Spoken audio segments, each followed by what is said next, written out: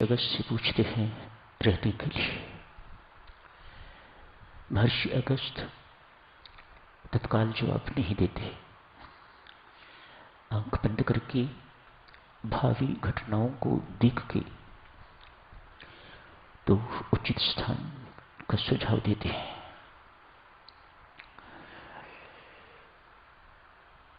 आगे की घटनाएं पंचवटी के साथ ही संबंधित हैं और उन घटनाओं को टाला नहीं जा सकता। स्वयं भगवान ही नहीं टालना चाहते तो मैं कौन होता हूं टालने वाला। अतएव कहा कुछ दूरी पर यह स्थान है पंचवटी, आप वहां जाएं, वहां जाके रहे। शूर्पणखा की नाक कटी, नासिका कटी तो उस पंचवटी का नाम नासिक पड़ गया। इस नासिका के कटने से नाक कटा, कान कटा, नासिका के कटने से उस स्थान का नाम नासिक पड़ गया। आज उस स्थान को नासिक कहा जाता है। वासना की प्रतीक शूर्पणखा। वासना का स्वभाव होता है, वासना और उपासना दो शब्द हमारे लिए जानने योग्य। वासना का स्वभाव होता है बदलती रहती है, एक पर टिकती नहीं। मुख्य अंतर याद रखिएगा, वासना का स्वभाव है एक पर टिकती नहीं, बदलती रहती है। अभी प्रभु राम सुंदर लग रहे थे तो थोड़ी ही देर के बाद लक्ष्मण उनसे अधिक सुंदर लग रहे थे। तो ये वासना का स्वभाव है। उपासना में अनन्यता है। उपासना बदलती नहीं है, उपासना एक ही पर टिकी रहती है और ऐसा ही होना चाहिए। इसलिए उपासना में बहुत बल है, बहुत बलवती है उपासना। इस वासना का हनन करना चाहते हो, इसको सदा के लिए उन्मूल करना चाहते हो, इसे जड़ से उखाड़ना चाहते हो, तो उपासना ही एकमात्र साधन है। उपासना से ही वासना उखड़ेगी, मरेगी। कल के प्रसंग की साधक चर्चा आगे जारी रखते हैं। भरत जी महाराज ने आज महारानी कैकेयी को बहुत गाली निकाली है, जो एक पुत्र को शोभा नहीं देती। भरत जैसे संत, परम भक्त, महान भक्त शिरोमणि को ये शोभा नहीं देता कि किसी का दोष देखे और वर्णन करे। एक बहुत सूक्ष्म अंतर है दिव्य सज्जनों, जो हम सबको जानना चाहिए। मानव की स्वाभाविक प्रवृत्ति है, उसे अपने गुण दिखाई देते हैं और दूसरों के दोष दिखाई देते हैं। संत महात्मा कहते हैं इस क्रम को उल्टने की जरूरत है, इसको पलटने की जरूरत है। दूसरों के गुण दिखाई देने चाहिए ताकि उन्हें अपने जीवन में उतार सको। अपने दोष, स्वदोष देखने चाहिए ताकि उन्हें एक एक करके जीवन से निकल सको। एक साधक का काम यही है। क्या भरत साधक नहीं है? क्या भरत भक्त नहीं है? क्या भरत जी महाराज राम जैसी पवित्र आत्मा के छोटे भाई नहीं है? क्या भक्त शिरोमणि नहीं है भरत जी महाराज? ये ऐसी भूल, ऐसी गलती क्यों कर रहे हैं? तेरी जबान में कीड़े क्यों नहीं पड़ गए? तेरा हृदय फट क्यों नहीं गया? हे कुल घातनी, कुल नाशनी, हे कुमाता, तेरी कोख से मैंने जन्म न लिया होता तो इस वक्त ये अनर्थ न होता।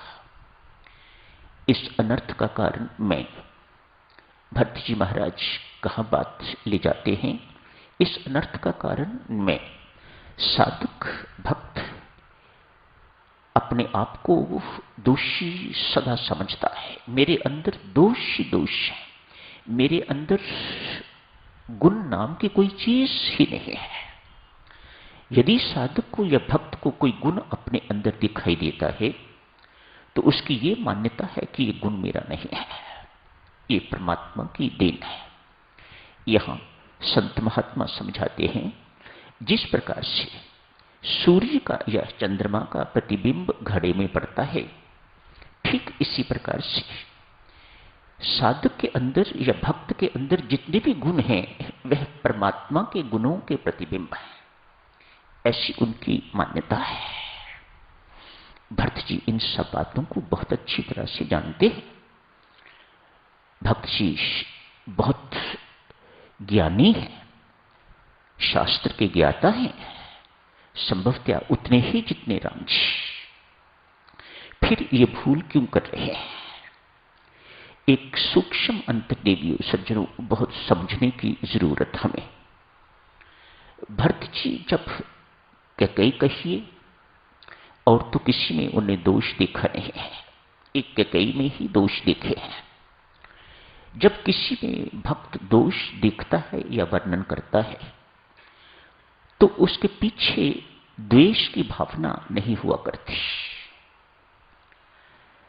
मां कैकेयी के प्रति द्वेष नहीं है, उनके अंदर द्वेष की अग्नि नहीं जल रही भरत जी के अंदर। हम जब दूसरों के दोष वर्णन करते हैं या देखते हैं तो हमारे अंदर द्वेष की आग जलन हुआ करती है, दूसरे को घटिया सिद्ध करने की बात हुआ करती है, अपने आप को उच्च सिद्ध करने की बात हुआ करती है। भरत जी में ऐसी बातें नहीं है। भरत जी जैसी कल आप जी से अर्ज की थी, यहां पर रामायण जी में एक वैद्य की भूमिका, एक चिकित्सक की भूमिका निभा रहे हैं। वह कैकेयी को इस वक्त कैकेयी मां या महारानी कैकेयी नहीं देख रहे, एक रोगी देख रहे हैं। और रोगी किसी प्रकार से घृणा का पात्र नहीं है।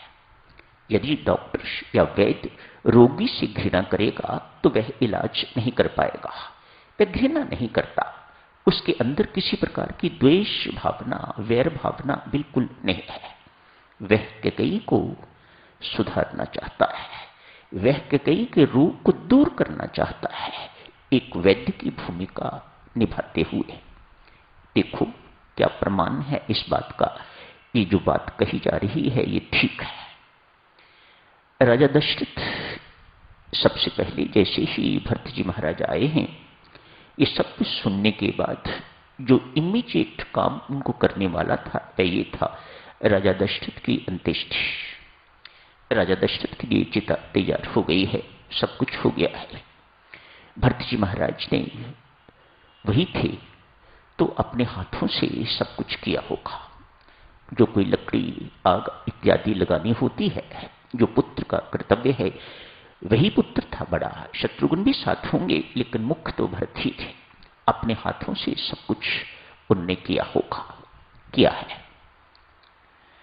उस वक्त जब भरत ये सब कुछ करने को तैयार कर रहे थे, उनको बोध हुआ है कि मां कौशल्या इसी चिता में जलने को तैयार है, सती होने को तैयार है। उनका निर्णय भरत जी को पता चला, अतएव सब काम छोड़ के तो मां के पास गए। अब मां वही है, अब मां कैकेयी नहीं है, अब मां वही है। जब भी भरत मां कहते हैं तो इसका अर्थ है कि वे मां कौशल्या को संबोधित कर रहे हैं, कैकेयी को नहीं। जाके कहते हैं, मां आपका निर्णय बहुत सुंदर,